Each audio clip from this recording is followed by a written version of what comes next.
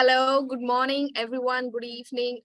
This is your host, Himanshi Kaushik, and I hope that you all are doing good, safe, sound, and happy at wherever you're taking this session slash webinar from. So today we have gathered here to witness a special session on the cybersecurity professionals diary. Basically, what do they do every day and how do they help the world? And for this, we have our expert here. We have Dr. James, who has joined us. Currently, he is a chief technology evangelist at CompTIA, the world's largest tech industry association. There, he works with IT professionals, hiring managers, and executives worldwide to identify critical skills and address key skill gaps. Dr. James Stranger has consulted with corporations, governments, and educational institutions worldwide about IT security and network administration, technical support, as well as Linux and open source for over 20 years now. His area of specialty includes penetration testing, security analytics, threat hunting, red teaming, and intrusion detection as well. And organizations that he has consulted with include Dell, United States Marines, IBM, Intel Japan, and many, many, many others as well. So it is a pleasure, sir, to be able to listen you in the webinar, and I welcome you in the webinar here. Well, thank you very much, Himanshi. I really appreciate it. It's an absolute pleasure to be here. If you can, open up your chat window, if you can, if you're allowed to type in. Sure. I'll do it. And type in, everybody type in where you're joining in from. I'm curious where in India you're joining, or anywhere in the world for that matter, where you're joining away from. Hey, Anuga, how you doing? Good to see your text anyway. So today, folks, we're going to be talking about the cybersecurity worker diaries. In other words, what do people do every day? And thank you very much for the introduction, Himanshi. I really appreciate it. You did. you make me sound good. We got people from Bangalore, from Assam. I don't know where that is. It's all across the country, James, from east, west, south, central. I can see, so it's a wonderful occasion. And just wanted to have just one word. Dr. James have been in India a few times. He has been to help you physically to meet up with students out there, and really looking forward to James visiting India once again. Over to you, James. Well, thank you, Pradipto. Yeah, I should have introduced you sooner. So Pradipto is here representing CompTIA in India. And so it will be good to see you in, that's the October timeframe, right? So I'm really looking forward to that. So again, I'm James. I'm the Chief Technology Evangelist at CompTIA. And what that means is that I talk to cybersecurity and IT professionals all of the time around the world. I've talked to CIOs of Dell in India and elsewhere. I've talked to many government leaders, people who hire you. And if you're interested in getting into a cybersecurity job, I want to tell you about what it's like. So I've been a working IT professional. And so I also like to do a lot of hiking and things like that. That's me sitting in a cave, a little cave in, where was that? That happened to be in England at the time. So I want to take you on a journey on your possible pathways by telling you what these people do. Take a look at these pictures here, okay? The picture on the left, as you look at it, that's a picture of a bunch of CIOs who live in Atlanta, Georgia in the United States. Take a look at the picture on the left there, excuse me, on your right? That's Vandana Verma. And I don't know if I'm saying that name correctly, Vandana Verma. She lives in India. She is a security authority. She works in many organizations, including an organization that is designed to attract all sorts of people of diverse backgrounds into cybersecurity. She works for something called OWASP, O-W-A-S-P. You can Google that. It's a very famous, very important project that's designed to help people secure systems. And she and all of these people need you, okay? And so I want to talk to you about why they would possibly need somebody. And it's not necessarily, and they don't need people who have been studying cybersecurity necessarily their entire life. You might be thinking, well, geez, James, I don't know that much about IT. I'm not an IT expert. Don't worry about that. because I'm going to talk to you about why these people want to hire you, what your place in the employment world is. So we're going to talk about a day in the life of these people and your place in their life, okay? For example, Vandana, if I can get the name correctly, Vandana, one of the things I asked her about, I had a brief conversation. We talked for maybe an hour, I think. But she talked to me and we exchanged quite a few emails. And I asked her, I said, what are some of the primary skills that people look for? And the thing that she said was interesting because she said, technical skills, of course, are important, but we can train people with technical skills. The number one thing that she looks for in an employee is curiosity. So I'm going to talk to you more about that. But there's another person. See this lady in the pink blouse, right? In the pink clothes there. I asked her, she is at the C level, I think the CISO for a backup organization, an organization that does tons of backup. So probably LPU uses them, probably CompTIA, a very famous organization called Veritas. And they do a lot of work. And I asked her, what are some of the top skills that you look for? And she said, people who understand cloud computing, people who understand Linux.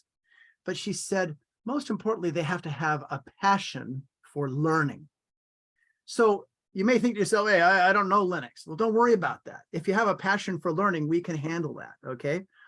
But you'll notice that all of these people, both of these people here, and every one of these people that you see in these pictures, they hire people for their strong personalities and interest in learning. So if you don't remember anything else, remember that. Now, I want to take you on a bit of a journey here. You all live in what's called the Industrial Revolution, and we actually live in the fourth Industrial Revolution. Did you know that? The first Industrial Revolution was over 100 years ago, and it's when they captured steam and water power and mechanism, and they mechanized things, and the steamship and the train was born, right? The second Industrial Revolution is when cars and electricity, right, was made on the assembly line to make cars. So the icon was no longer the steamship, it was the automobile, okay? The third Industrial Revolution, the icon was the computer, okay? And it was where kind of, they call it the information age, and it's where automation became big and all that. The fourth Industrial Revolution includes all of these things, but also the cloud. It includes artificial intelligence. It includes contextualization and data. And we have to have people who secure these things. Now, there were people who helped bring about these revolutions. This is a guy named Isambard Kingdom Brunel. What a name. He lived in England. There's another person who lived in Japan, Mr. Toyoda, right? Who created Toyota manufacturing, right? Make cars. That's Linus Torvalds, who created Linux, or Steve Jobs, I'm sure you know him, or Gates, right? This is Manjula Talreja, who helped come up with a lot of the cloud concepts that we use every day. Now, think of the diversity here, right? We need people, boys and girls, any gender, whatever. We need people, right, to join in, to help secure these technologies, okay? So, and I want to teach you 4 things that are in your life every day. You may not realize it. These are big concepts, okay? But I'm going to tell you a little bit about them. Democratization, miniaturization, visualization, and automation, okay? What I'm talking about is that technology, democratization is where a technology that was only available to very wealthy people, or only to large governments or huge companies, are now available to everybody, okay? Democratization means that really cool technologies that were only available to just a few people are now available to everybody. When I was growing up, Internet of Things devices like smartwatches were not available at all. After a while, they became available to only rich folks. Well, now they're more available. Miniaturization, the fact that computers were the size of rooms, now they are the size smaller than our thumbnail. There are these things called Raspberry Pis that are as powerful as computers that used to be as large as a room or a closet, right? That's miniaturization. Virtualization is where we can take this hardware device, right, and actually put it up in the cloud, and we don't even need to source a new physical presence. We can just run many different operating systems off of one machine. Automation, the ability to do that at scale. In other words, tons of times, right? Here's a quick story. This is my dad here. He, at the time, I think he was about 87 or so years old. He's standing there in front of a series of machines, 3 of them, that up until the 1950s recorded voice. If you wanted to record your voice, you had to use that stuff. The one in the middle, actually, if the one on your right actually did the recording, you spoke into that kind of horn thing. In the middle, it recorded your voice on wax cylinders, and then you played it on those wax cylinders in the middle one, and then the end one erased them so you could use those wax cylinders over again. Okay, that's what voice did, right? So we're doing virtualization. We've moved on so much over the years for things like into the 4th industrial revolution, and these are all concepts that are operative in your life, whether you go into IT or not. Okay. But you have the opportunity to leverage, to use these 4 things and be incredibly creative with them. Quick automation example, check this out. A tree fell down near my house, right, or on my property. So I decided to chop it up. Well, that's me using old school 1st industrial revolution tools, and I chopped it up, right? And then I used some second industrial revolution tools, including a chainsaw to do that. And I felt pretty good about it, right? Well, my dad said, well, James, why don't you do some automation? Now we're getting a little more sophisticated.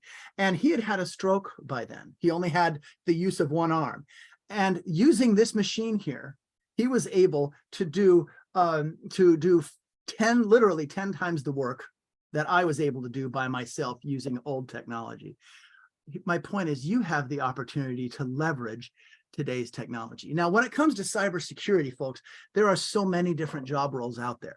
There's more than just 1. There's more than just 2. There's at least a dozen different job roles, very different job roles. And each of these is suited for you. You just don't realize it yet. And I challenge you to kind of start learning, to start Googling about some of these job roles. Now, just so you know, at the end, I'm going to show you a QR code, right, and a link so that you can download these slides so you can study things later, okay? So stay tuned for that. I'm curious, in the chat window, if you could put any answers into the chat window. Boy, there are people from all over. So Samya, I don't know if I said that correct. I'm glad you're interested in cybersecurity. If you could tell me on the chat window what type of job interests you, because there's so many of them. For example, a security operations center analyst, a SOC analyst, they're people who listen for attackers. They're basically the people who look for things called indicators of compromise. And so they look and they use various tools to say, hey, look, there's an attack happening. And then they turn around and respond to an attack. They can be called incident responders. Penetration testers don't listen for attacks. They generate the attacks. They kind of imitate what a hacker does. See, those are 2 different jobs, very different jobs. They do the same thing. They follow what's called the hacker lifecycle, but they're 2 different things. There's something called a threat hunter, which is kind of where you combine the SOC analyst and the pen tester. And don't worry if you don't know this stuff already, because I challenge you to learn more about these roles. Because check out this picture that you see here, okay? These are all working cybersecurity professionals. I was lucky enough to teach them and meet them in Goa, if I said that name correctly, at a conference called NOLCON. All of these workers, not every one of these workers was a SOC analyst. Not every one of these workers was a pen tester. Some were threat hunters. Some were compliance analysts. What's a compliance analyst? Here's what they do. They basically say, they go into a company, and the company is saying, hey, we're following rules. We're following a standard, right? A compliance analyst walks in, and they don't do pen testing. They don't do analysis of things. They go in and say, okay, here's the rules that you say you're following. Let's see if you really are. And then they can identify and say, yep, you're following rule 1, following rule 2, but rule 3, you're not following so well. Let's see what we can do to fix that. See, these are very different types of jobs. Some of these jobs are very technical. Okay, for example, it's not a job role on this list here, but there are people who are security. They're code reviewers. There are people who understand how to read computer code, right? For example, Python or C# or C++ or something, and they can look through the code and say, there's a security problem here. Now you'll notice something. I listed at least 3 jobs, probably 4 jobs, before I even listed somebody who has to do coding. So I want you to know that a day in the life of a cybersecurity worker, there are many different types of cybersecurity workers. And a day in the life of a cybersecurity worker, it depends on the job that she might have or he might have. A day in the life of a security operations center worker, right? Who, including that person, if you see that person in the picture who's with the glasses and the kind of the bluish green shirt, right? He was a security operations center analyst. And his job was to use tools like kind of strange names called Splunk. And they put readouts, they put pictures up on the screen.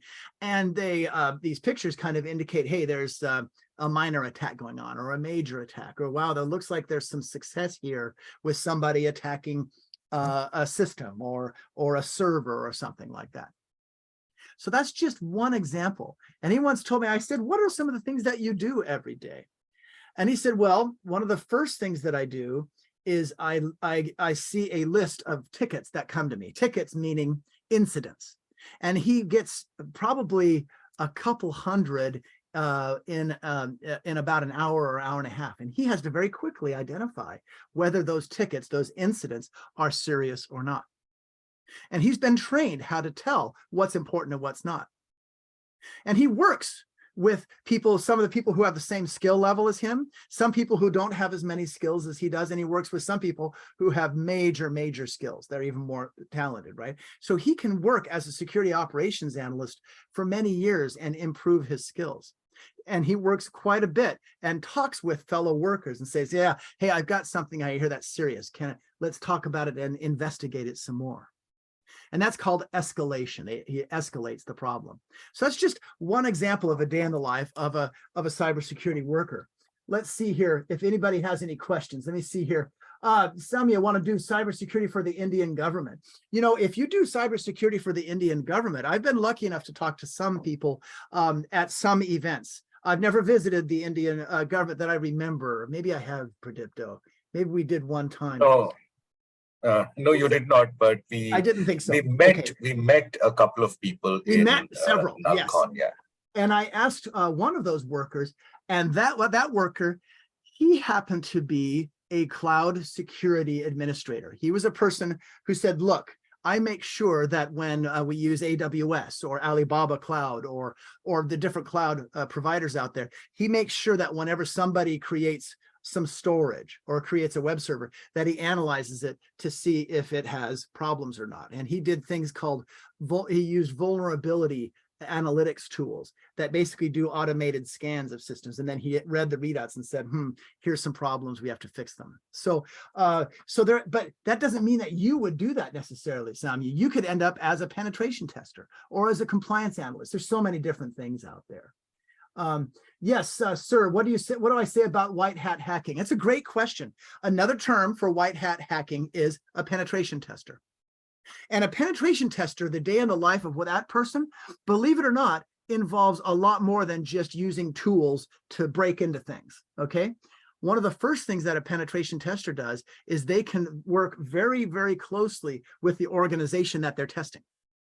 And what they do is they gather tons of information. They gather tons of data, sometimes about the end users, sometimes about the computers, and then they learn about all the vulnerabilities. So that's another, penetration tester is another name for white hat hacking. And it's definitely an important job role. It's a good question. So Jan is looking for government. You want to be an exploit multi-handler. Okay, that means as an exploit multi-handler, that could mean one of two things. You could end up being a penetration tester, or it might be that you handle incidents having to do with us as a security operations center analyst. There's so many different jobs out there. Here's a question: how do hackers sift through our data, and what to do to secure your personal data? So the first thing is, hackers will try to sift through your data in several ways. One of them is if I was somebody who was hired to do a penetration test of you, or if I was somebody who did illegal things, and by the way, I don't want any of you doing these things yourselves unless you have a contract.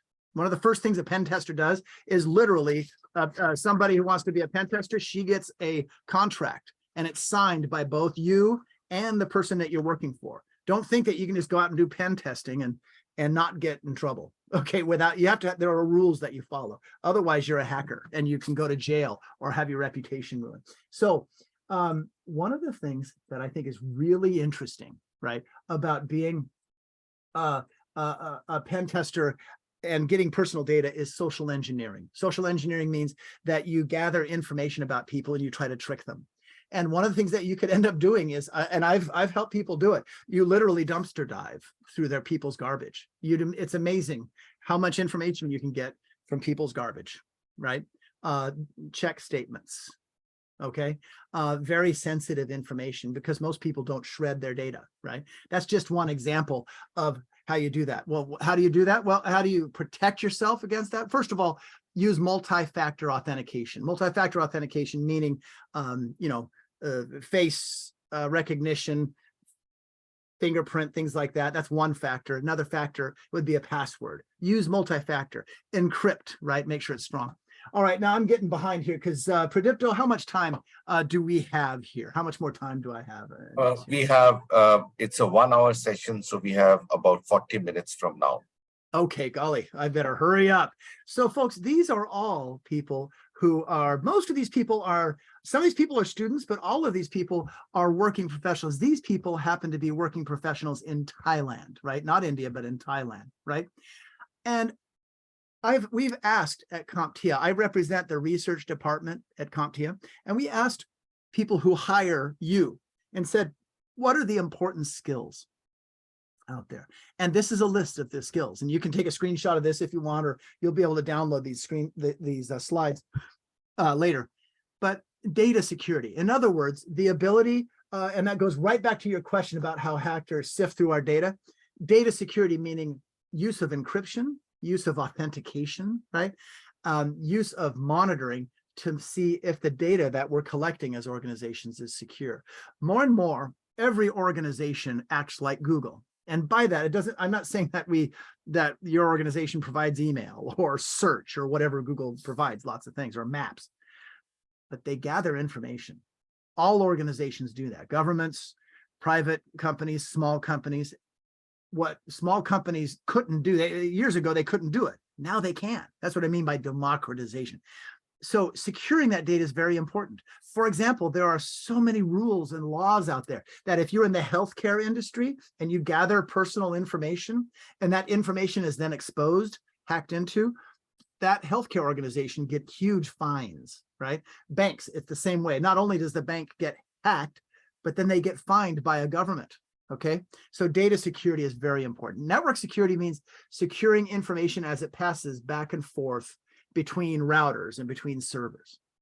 So data analytics, data analysis simply means this. More and more, a lot of cybersecurity jobs involve taking some form of data set, whether it be a log file or it could be information about it could be packet captures, it could be many different things, but you analyze that set of data.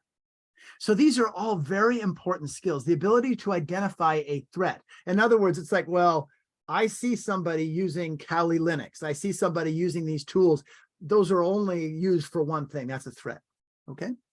The idea of identity management. Everybody, their identity is now online, right? And it's being spread from machine to machine and from people to people. Well, how do we keep that spread secure?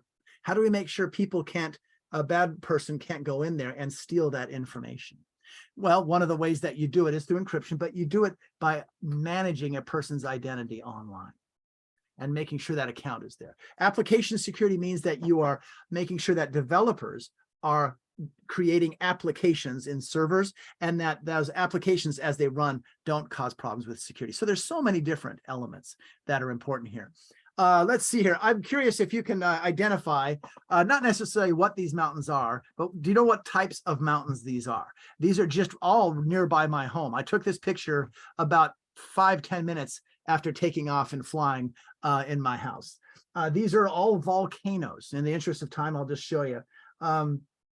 Thank you for asking these questions. I will make sure in the webinar chat, I'll make sure that I answer these questions at the end. This picture is of believe it or not, 4 volcanoes. I think you can see 3 really easily, but if you look carefully in the middle of the two first biggest ones, you can see one in the distance. The reason I'm showing you this is that this is Mount Rainier, Mount Adams, Mount St. Helens, which blew up back in 1980, and then Mount Hood. That's the one you can't see too well. I bring this up because a unique security skill is the ability to take a data set. You're looking at a data set, right? 4 volcanoes. And Pacific Northwesterners, we like to call this RASH. And the reason we call it RASH is because it's Mount Rainier, starts with an R, Mount Adams starts with an A, Mount, St. Helens, that starts with an S, and then H, Mount Hood. And if you're lucky enough, it rains a lot where I live. So it's usually too cloudy to see this. If you can see this, you're seeing a pattern. And only people who live in the Northwest and fly a lot kind of talk about this, right? But as a cybersecurity professional, if you're interested, if identifying patterns and looking through data sets and teasing out information interests you, cybersecurity, that's just one job. That's just one cybersecurity job that might be interesting for you. But what do you do as a cybersecurity professional? Well, you help connect people. You help collect data securely. You secure people's identities and you create solutions because you're going to work with things called data fabrics. And that's a fancy word for saying all of the different ways that communications happen. Right now, you and I are participating in a data fabric, right? It happens to be from Olympia, Washington to wherever you are in India, for example, okay? And there are data communications lines that form kind of like a fabric, like a textile piece of clothing, right? A textile piece of cloth. After all, the word text, right, or technology comes from weaving things, right? And you're going to basically secure all of the technology that we've been weaving. So you are a person who kind of like a lighthouse, right, basically can monitor what's going on. And you can also protect people like a lighthouse protects people. So you're going to be protecting all sorts of infrastructure, whether it be old antennas like this or fancy technology like Internet of Things technology. And I like to use an analogy. We all know what IoT is, I think, little devices that have network connectivity. As our IoT devices work, they generate millions and millions of packets, billions of packets, right? And that's kind of like raindrops. Well, raindrops fall on the ground, form puddles, go into creeks, rivers, and eventually the ocean. Information does the same sort of thing. It gets processed by edge network devices that are kind of like ponds. And then it gets processed by data centers and by the cloud, which is kind of like the river and going into like the ocean. So we help protect all of these devices. For example, you're looking in Japan, that orange kind of, that's called the Tokyo Tower, that orange one. And then there's a huge tower called the Tokyo Skytree. That's much newer. Tokyo Tower, I think, was made in the 1950s. The Tokyo Skytree was made about 15 years ago. I know people who help secure the Tokyo Skytree. I talked to the IT people about this. And what they do is they protect what are called data lakes. They gather tons of information, and that information all goes into a huge server, and they call that a data lake. And what they do is they do analytics on that information to look for attackers. So there's a lady here. She is a CISO, and her daily activity is to manage risk. And what she does is she hires pen testers. She hires security analysts. She hires compliance managers to make sure that her organization works well. And I was lucky enough to talk to her and several of her fellow CISOs. And every one of them, a CISO is a Chief Information Security Officer. And their job is to make a company confident. In other words, if they go in and create a web server or a database server or some really cool marketing campaign that uses an array of technology from Internet of Things devices to analytics devices, analytics tools, their job is to make sure that people won't get hacked or that they won't violate a law or a rule and get fined or get hacked, even worse. Their job of a C-level person, and your job will be to help an organization move forward with confidence. And there are 2 ways that we talk at CompTIA about the confidence gap.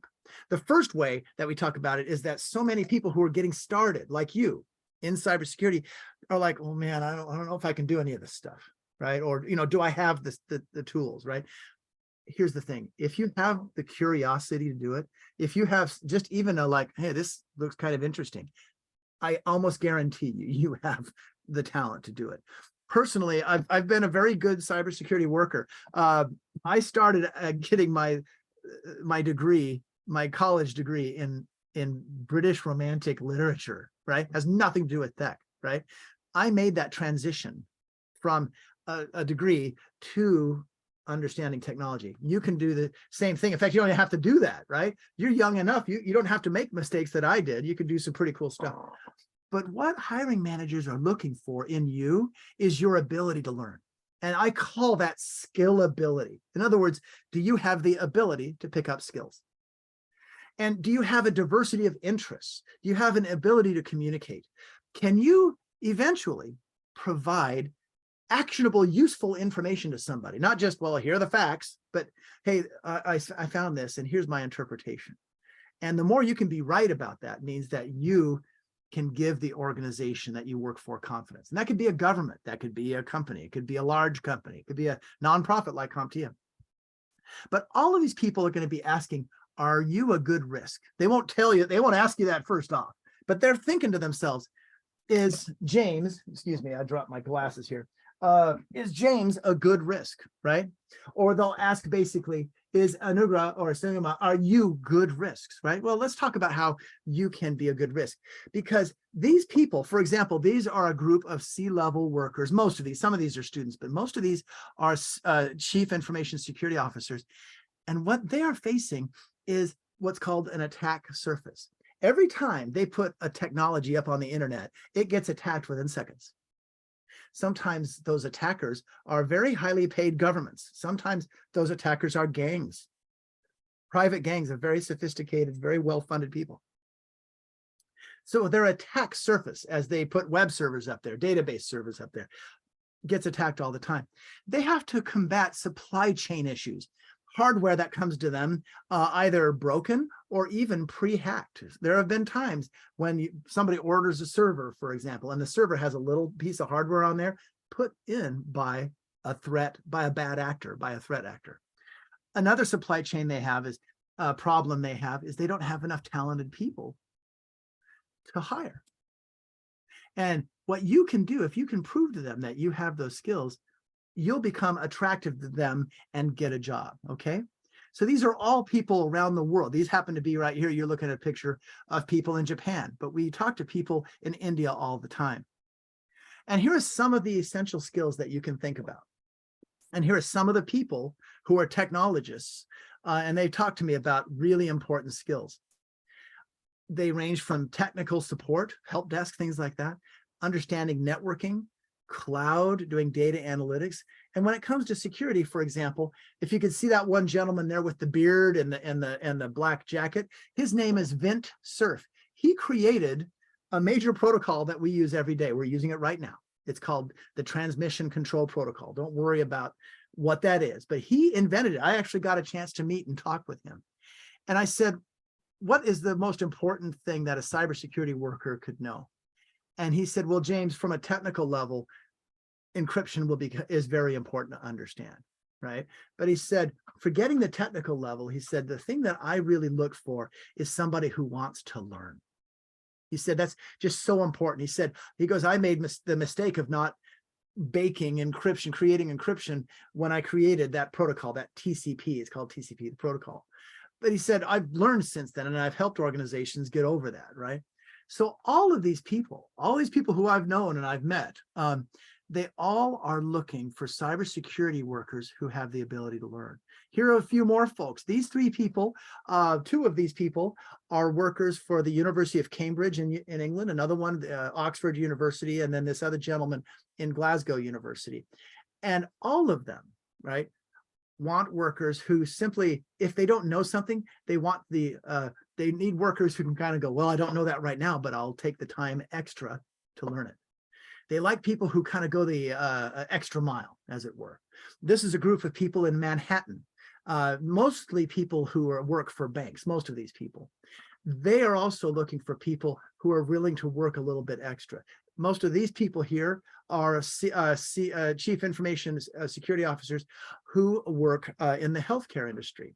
One of these gentlemen, a day in his life, what he does is that he basically does work as a penetration tester. And he goes in and he basically uses various tools to see what it's like to find out, to find a problem. This guy here, his name is Mike Garrity, and I'll tell you a story about him here in a second.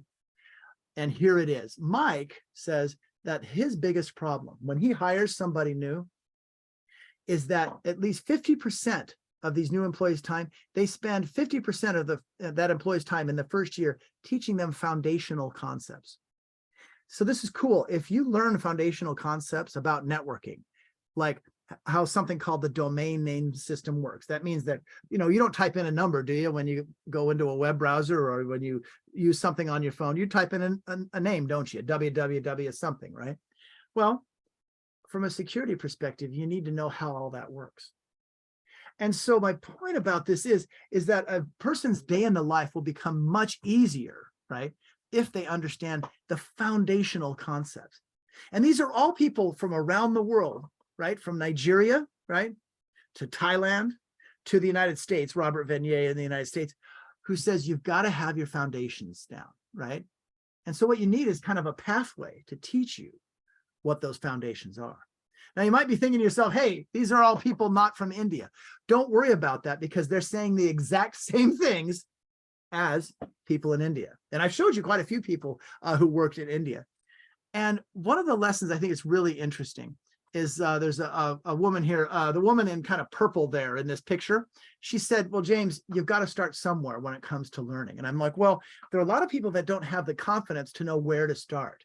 And it's interesting. And she and one of her fellow hiring managers said this, well, what will we do without CompTIA? You guys start people out just right, teaching the foundational stuff, foundational things that allow people to grow in their careers.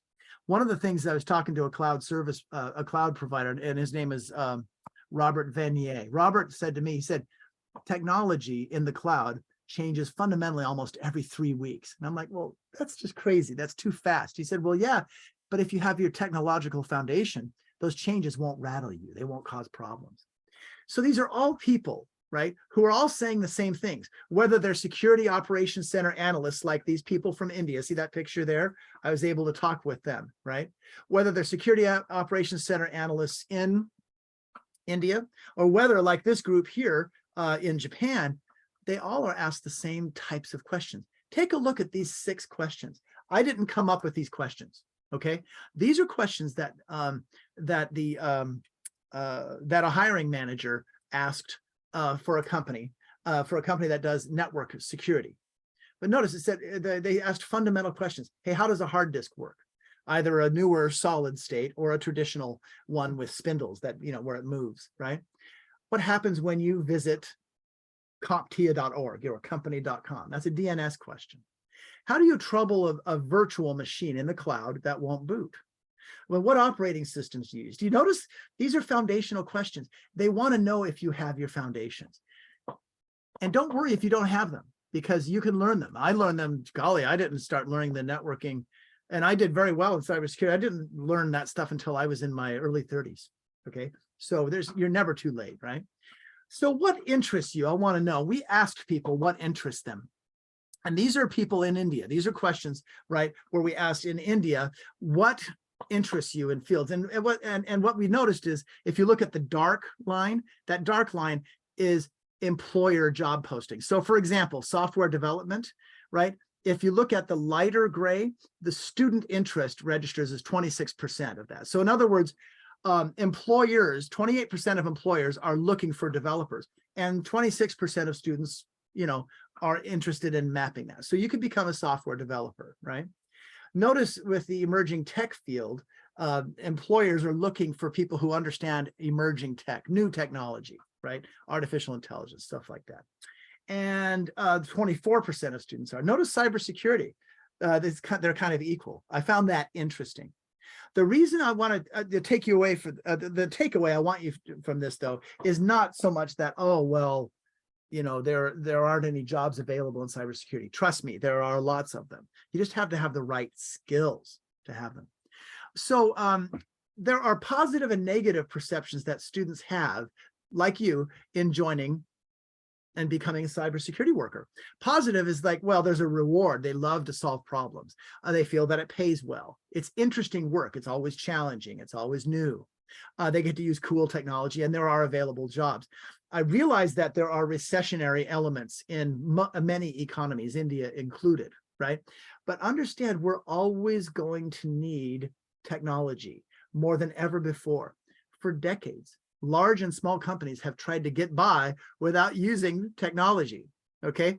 They've realized, especially, after COVID, they've realized, wow, we really need to embrace technology more than ever before, because they've been holding technology at arm's length. So now we need cybersecurity workers. So there is a demand. Some of the negative perceptions, and I'm not saying these are correct, right? Some of the negative perceptions are, well, I can't get into security because I have to be a math genius or a science. I have to have a real background in there.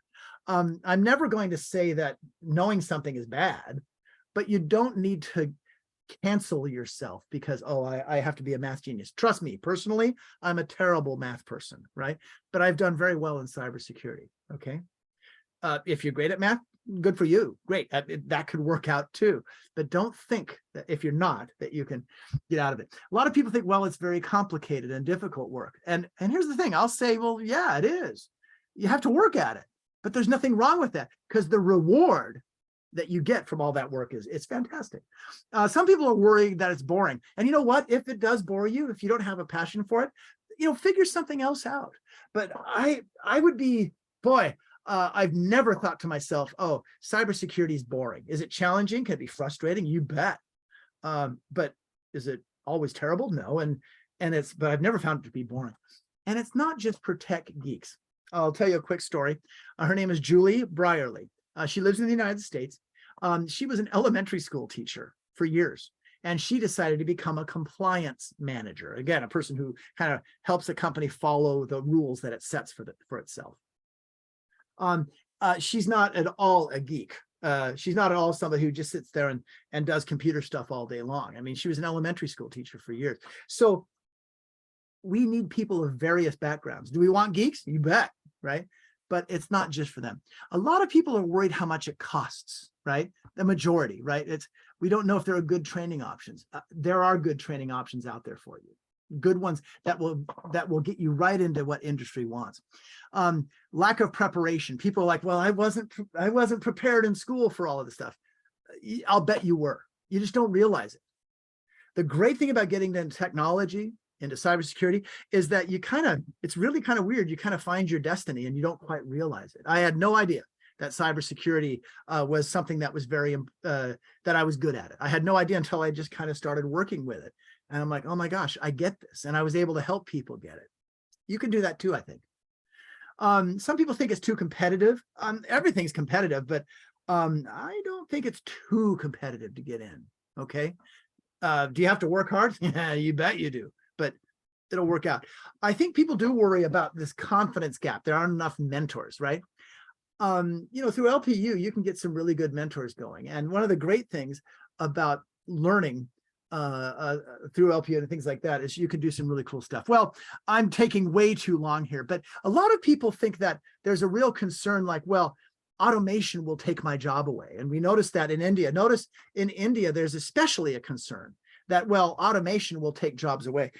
And I've asked very pointed questions to people in India, in Singapore, in Japan, in Europe, in the United States. I'm like, how much is automation going to take jobs away? And the answer in India, in Europe, everywhere is, yeah, it's going to take away jobs if you stop learning, because automation will catch up with you. But the real thing that automation does is it takes care of repetitive things.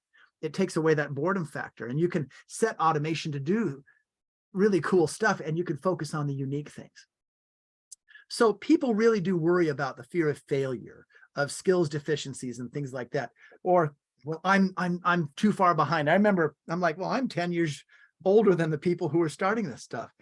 And a friend of mine who's now the CISO for a company called Mandiant, Mandint, a huge Google company.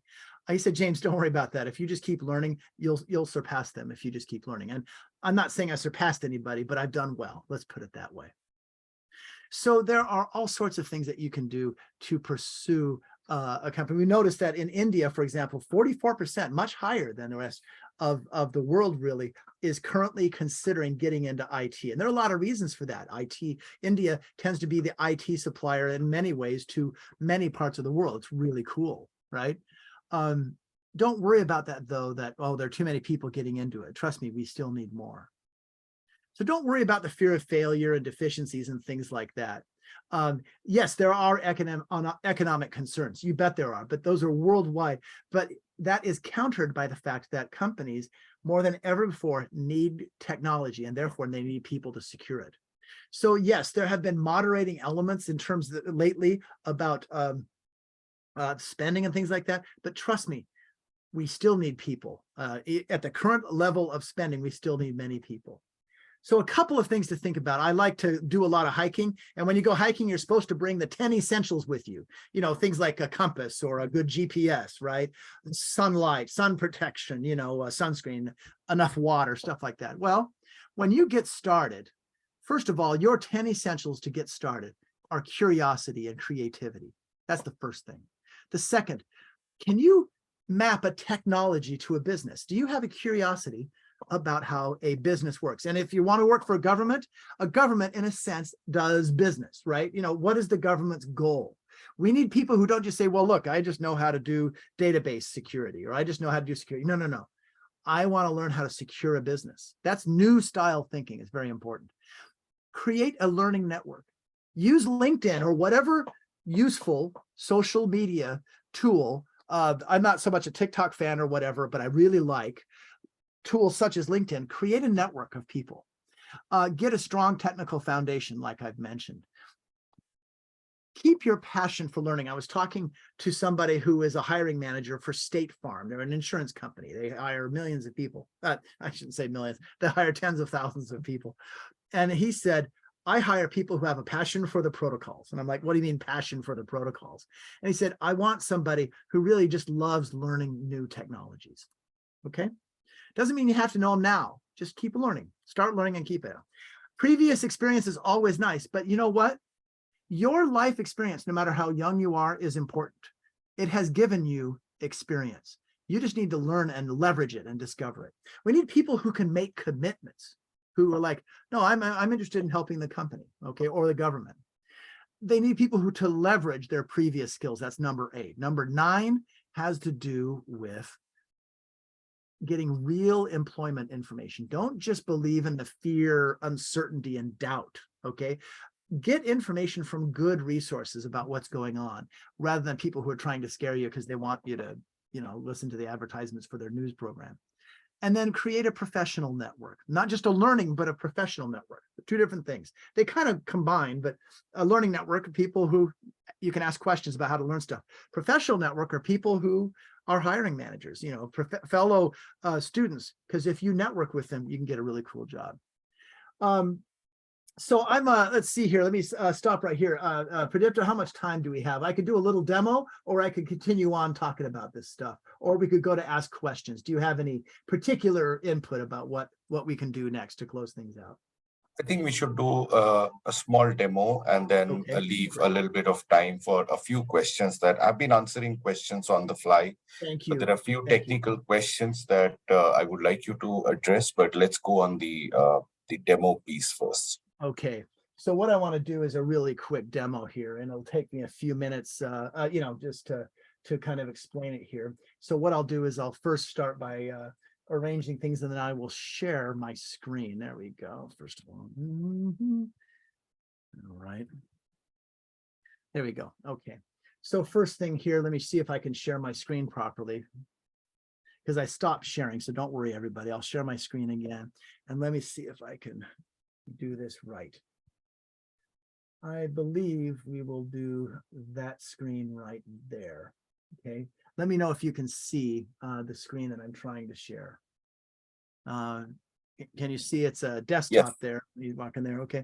This is a Kali Linux system. Okay.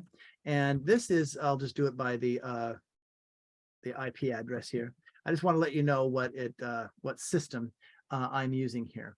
So this system has the following IP address. Okay. 10.0.174, 10.0.0.174. So that's one system, right? So I'll stop there. Now, can you see another system, Pradipto?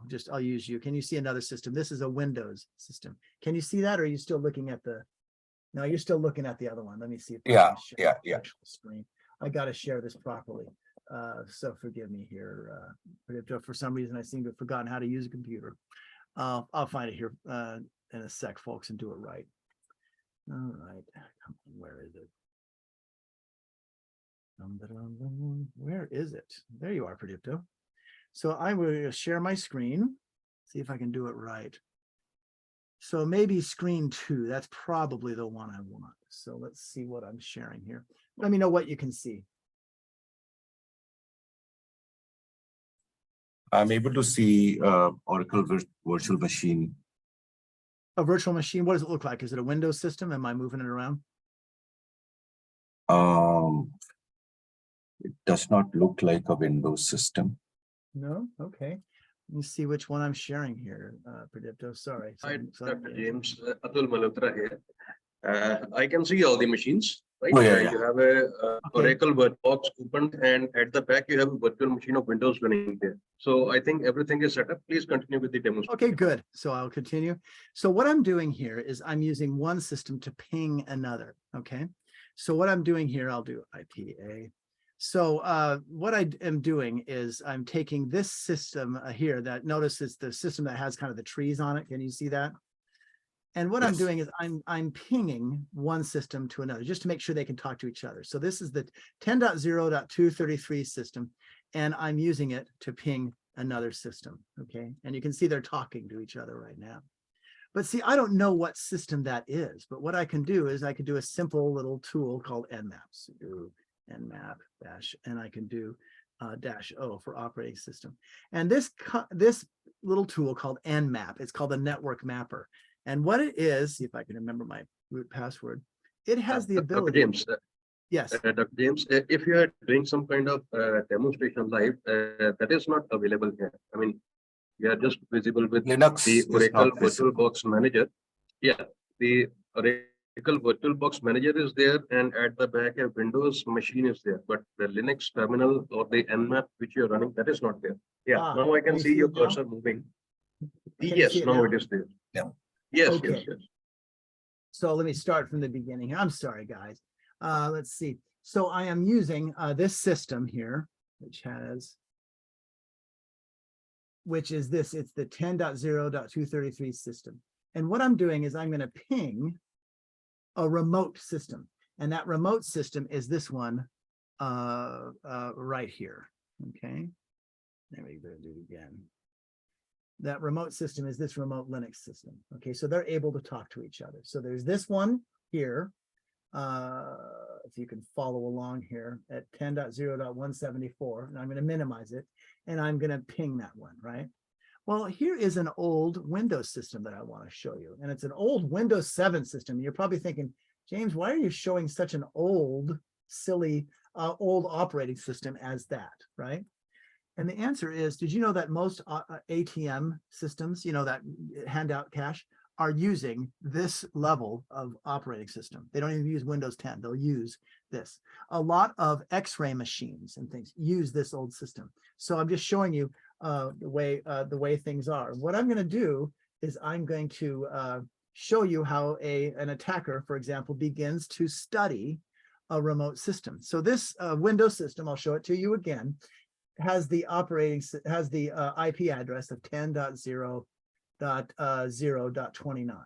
Okay, so I'm going to take this away here, and I'll use this one of these systems here, and I'll make sure that they can talk to each other. There's 29, and you'll notice, see how that it's pinging it, so it's talking to it. But now, if I'm a pen tester, I oftentimes do not know. So there's an IP address there, obviously, because it's talking back to me, but I really don't know what that is. Right? What kind of system is that? Well, I can do all sorts of, use all sorts of tools. And just a quick demonstration, there's something called the network mapper, and I hope you can see that. And I'm typing sudo nmap-o to that. And what this does is that it asserts root privileges. That's what super user do is, sudo is. And it uses this, this tool. And what this tool does is, look what it does. It scans that system and it finds something called open ports. Here's what a port is if you don't know what I'm talking about. All of you live somewhere, don't you? You live in an apartment somewhere, you live in a home somewhere. Well, that home has an address, doesn't it? Well, that's like the IP address of a home. Now think of your apartment. How many openings does your apartment have, right? Well, it has windows, doesn't it? It might have a chimney, right? It might have vents. It obviously has at least one door, right? Those are like ports. So this IP address, this Windows system, and I'll show you again real quick. This Windows system that you're looking at, I'm showing it right in front of you. There it is. That system that's right in front of you, right, has all of these ports open. And I'm not going to go much further in this, but as a pen tester, I can go in there and go, this port 135, this port 139, those are something called Microsoft share points. That's how Microsoft shares work. Something called server message blocks. This is what I mean by having a passion for the protocols. Sometimes operating systems talk well on these ports. They communicate well. They allow good things and bad things in and out. Sometimes, though, they're not capable of communicating securely through those ports. So sometimes what you do as an attacker, you can use a tool. And I'll just show you just very quickly. And again, I don't want you using a tool like this, okay, yourself, unless you have permission from somebody in writing. But what you can do is you can use various different types of tools. And these are just some of them that you can use that you have the ability to go in. And this one is called Metasploit. And that's going to start up. And I have to hit my password here. And what it's doing is it's starting its database. And this is a collection of thousands of different tools that are designed to attack many different operating systems, from routers to servers to Windows systems. And once this console starts, I can choose from thousands of different tools. And these tools, many of them are designed to exploit, for example, this Windows system. So what I've done as a pen tester, I've done something called following the hacker lifecycle. And the hacker lifecycle includes doing reconnaissance or discovery of a system, right? And then you identify what vulnerabilities there are. And now what I'm doing is, after I've maybe identified, well, there are open ports, what I can do now is I can decide, well, maybe I can go in and conduct an attack. So I'm going to use a particular type of exploit. And this is a particular tool here. And what I'm going to do with this tool is I'm going to tell it to run a particular type of attack. And what I'm going to do is this attack is going to attack one of those ports, 139, 137, and 445. And I can set that remote host to 10.0.29. That's the IP address of that Windows system. And then what I can do, let's see if I need to do anything else. And then I need to set the command, right? And this is basically where I'm going to add, let's say, a user. I'll call it, let's see, who's one of the people who are on the call. I could do it Predipto, but let me see if I can find somebody else real quick. I don't have much time, but let's see here. Where is my chat person? So we will add N-I-Y-A-Z, Niaz, okay? So N-I-Y-A-Z. So what I'm doing is I'm telling this attack tool to attack 10.0.0.29, that Windows system, to add a user named Niaz with the password of Windows 7 and add it, okay? So I've just done that, right? And I'll hit run. And right now what it's doing is that system is now attacking on port 445. Remember, I showed 445, 137, and 149. So port 445 is now being attacked on that Windows system tool. Now, in the interest of time, I don't quite think that it will do that attack right away. I'm not sure how successful it will be, but let me see here if I can do it. Net user. Oh, looky there, it worked. You guys see the names there? There's the administrator user. I just did a command that listed all of the users on that system. There's administrator, there's guest, there's James, there's Jeremy Clarkson, there's Makoto, And looky there, Niaz is now a user on that system. So that exploit that I just showed you actually worked. So I started using Nmap, right? And I did a discovery to see what was available. And then this is, in many cases, is a very simple example of what an attacker could do. They map out system, they identify a system, they identify a vulnerability, and then they wage an attack. In this case, this is something called a buffer overflow. And I won't get into all those details, and I'll stop the attack. But what you can do this is very, very quick example, very simple example of what you can do as a pen tester. But as a security analyst, we don't have time for this, but as a security analyst, what I can do is I can use a simple tool called, for example, EtherApe. And this is not really called so much of a security tool, but what I can do is I can start this tool, and what it does is it very quickly, you can see all these green here, what it does is it identifies all of the different types of how should I put it, protocols being used on a system. And see here, I just started that attack again. See all that green, right? That is an attack being waged right now. So now this system is not waging the attack. This system is listening in on the attack. This is what I mean by the difference between a pen tester that I showed you for a bit and a security analyst who listens in on the attacks. So that's just an example of the types of job roles, or I should say job skills, that are out there. So let me see if I can get to, and I've stopped sharing my screen, so you shouldn't be able to see anything anymore. Let me see if I can get back to answering those questions that folks have, okay? And it sounds like, Pradipta, yeah, you've been answering a lot of questions. How do I practice penetration testing? How can I get testing machine for free? Please help. Now, I'm going to say your name improperly, and I apologize. Anugra, one of the things that you can do, for example, LPU can teach you, right, using CompTIA's labs and things like that, how to learn that, right? That's one answer. Another answer is, one of the things, and I'll see if I can share my screen really quick to give a very quick answer. What I did, the tools that I used, what I did is I downloaded for free. Now that, downloading costs money, I get it, but this tool here is called VirtualBox, not VMware. You can download VirtualBox as well, but I use VirtualBox. You could download VMware as well, but I like VirtualBox. And then I downloaded an old version of Windows 7. I downloaded Kali Linux. That's what it's called, K-A-L-I. I downloaded Linux systems, and I played with them all the time. And what the exploit that I showed you is very old, but there are much newer ones, and you can learn about all the different ways that pen testers do. So you can use LPU's education program, and you can learn more about that. But I would recommend doing that. But you can also, on the side, download these free tools. So there's a quick answer for you. So thank you very much. Does BTech CSE students also get that opportunity? Harsh, absolutely they do. Yes.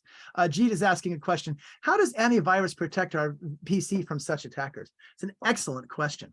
Antivirus does protection. It does protect. It's important to have antivirus, but it only protects just a small percentage. For example, if you get tricked by a social engineer to click on a link, many times the antivirus, when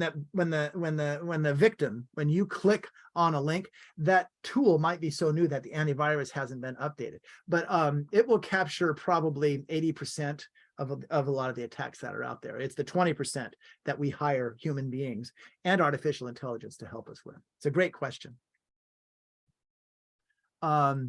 So I answered those questions. I don't see any others here. Let me go to the chat window and see what people want to questions here.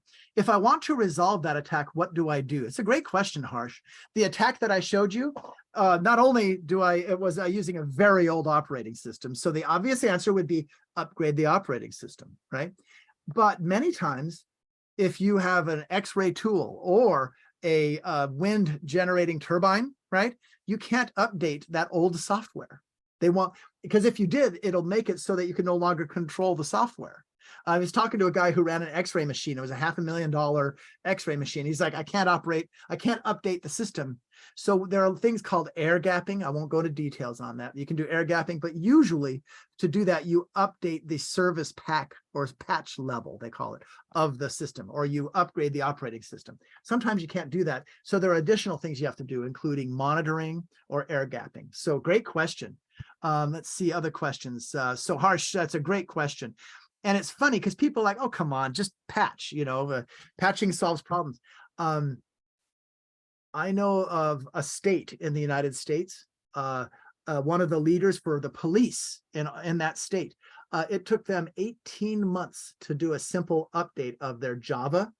And it wasn't because they were dumb or lazy or they didn't have the money. It was because there was so much custom code that was on their servers that if they did the update to get things more secure, it would break all of the code that developers had made. So these developers had spent millions of dollars creating really cool tools, right, to a specific library, to a specific way things are set. And if you update the operating system and don't do it carefully, you'll destroy that code, or at least you'll make it so the code doesn't work. They call it breaking the code. So this is not simple stuff, right? Automation can do a lot of the repetitive work, and that's great. But we need people who kind of have a passion for learning these things and a passion for troubleshooting. So great question, man. Great question. Let's see. Linux is not visible, so I fixed that. So sorry I didn't have that right. Yeah, we have a recording so you can find out all the silly things that I've said. So I think we've got really some great questions here. What I'll do is I'll share my screen really quick in closing. And what I'm going to do is I'm going to bring up that QR code so that you can download all the slides that I made, because they have some really good research and things like that. So let me, and additional things of other people, who have a day in the life there. So let me run that and let me share it right now. If I can learn how to share here, there we go. And I will share that QR code. If you don't trust QR codes, right? Some people are like, well, that could go to anything. I get it. So if you want to use the QR code, won't get ahead of myself. Use your phone, get the QR code reader, right? And then you can click on it and then you can accept the link and then you can download those slides that I used, okay?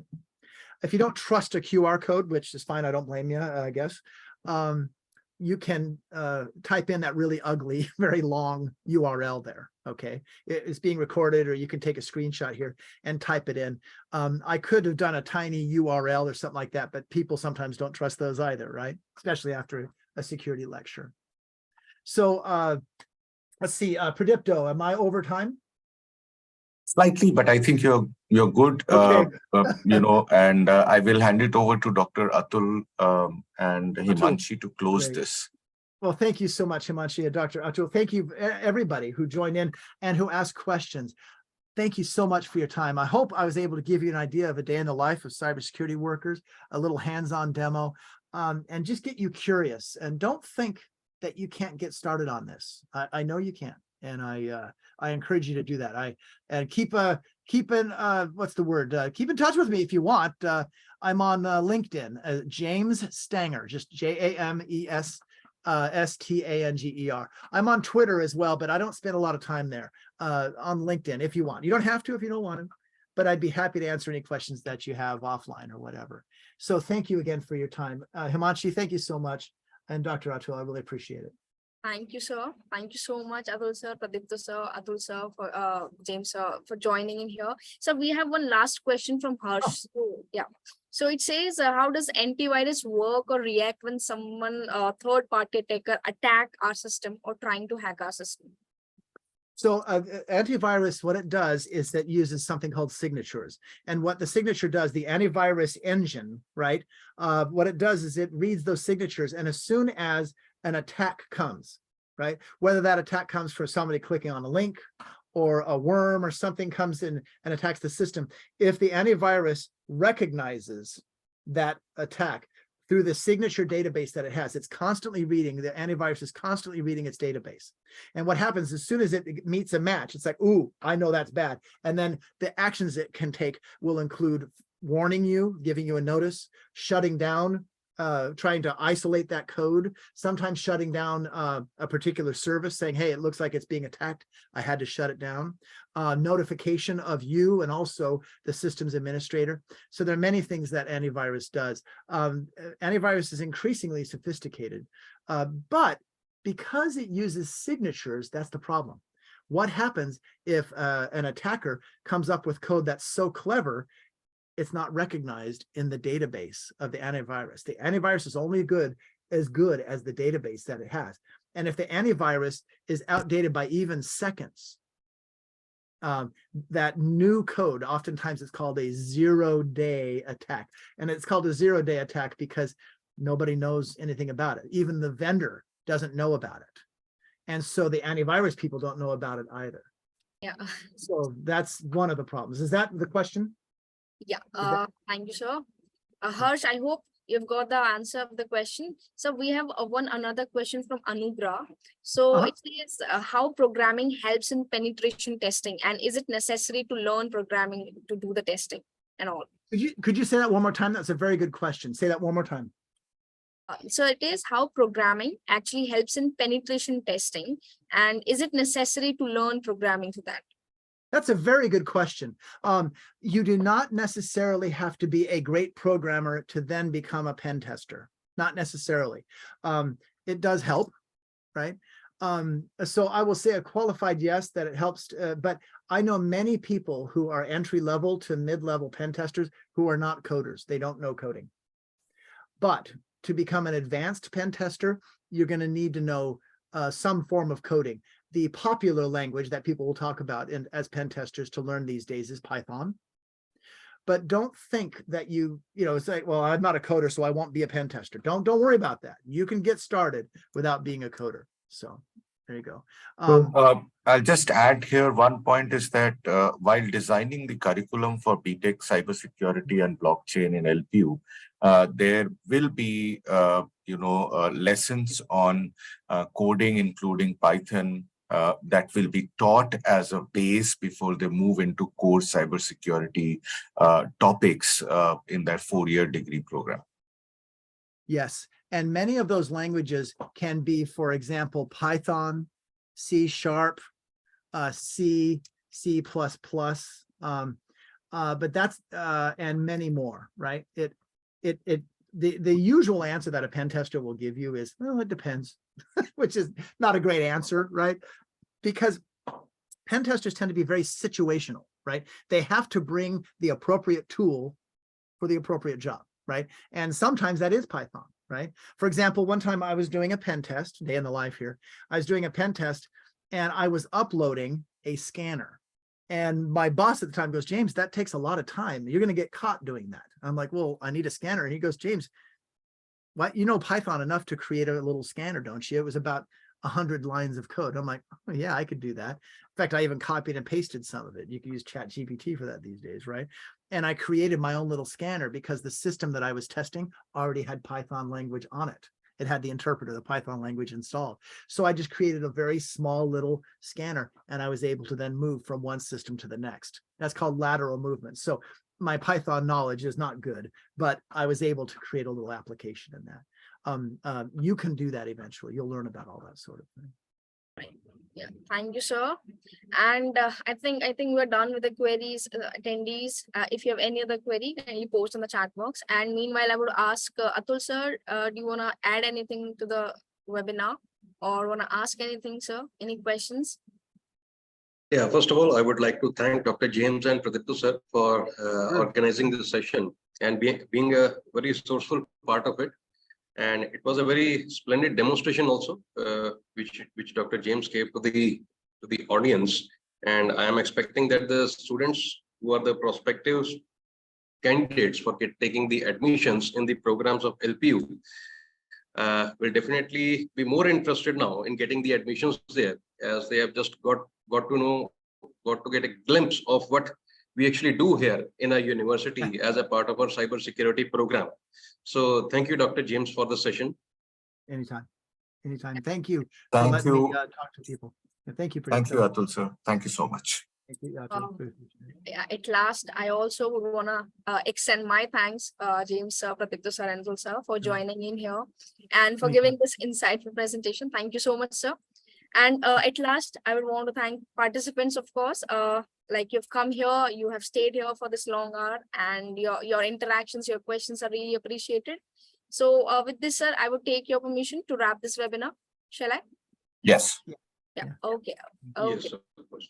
Thank you, sir. Thank you so much for joining in. Good And timing. last, I just want all the participants to know that the recording will be provided. You can just find it on our site, that is lpu.in webinars page, or it will be uploaded on YouTube as well. So you can just check both of them and can see the session, rewatch the session if you want. With this, sir, I take the leave from all the participants, of course, and from all the experts who have joined. Thank you so much at last for joining in. Thank you. Take Thank care. you so much. Thank you. Bye-bye. Yes, sir.